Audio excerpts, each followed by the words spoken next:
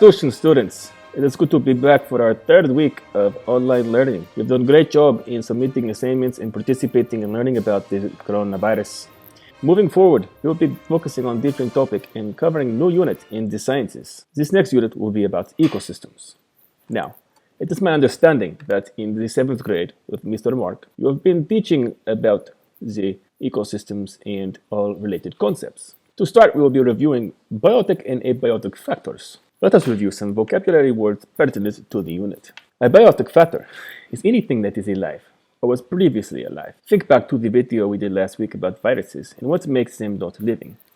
A living thing must be able to reproduce, to grow, to eat, to make waste, and made of cells. Keep in mind, a tree is a biotic factor in ecosystem, but a dead tree is also biotic factor of ecosystem because it was previously alive. In contrast, an abiotic factor is something that is not alive and has never been alive. I want you to think about the rocks, the air, the sunlight. These things are not alive. They are not made of cells, they cannot breathe, and they never have been alive and never will be. Lastly, an ecosystem is simply all of the biotic and abiotic factors in an area.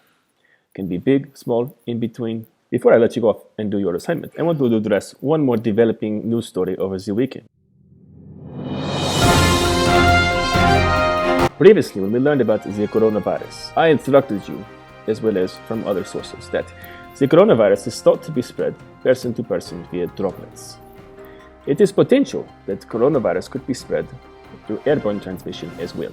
Per the CDC. The CDC stands for the Center for Disease Controls in the United States of America. It is in Atlanta, as seen in the TV show The Walking Dead.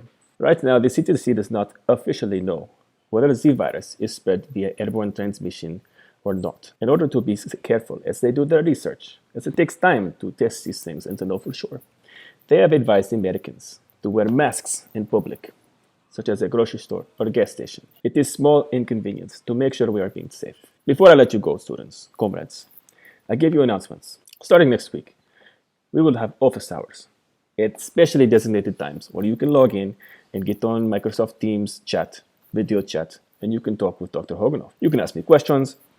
You can try and prove to me that I'm Mr. Mark, and I will refute you because you are foolish and you are wrong, and I am right. Also, we could talk about other things, such as Russian ice hockey, Russian boxing.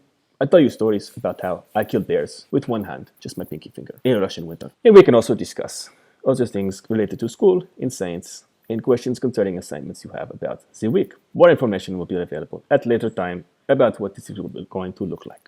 Once again, students, I commend you for continuing your education in hard time. I hope you are continuing to heed my advice for how to stay healthy and sane during these hard times. Go outside, hear the birds, smell the flowers. Until next time, comrades. My name is Dr. Dmitry Hoganov. I am the famous inventor. #followback. Do not forget to follow me on Instagram. I will see you next tomorrow. Good day.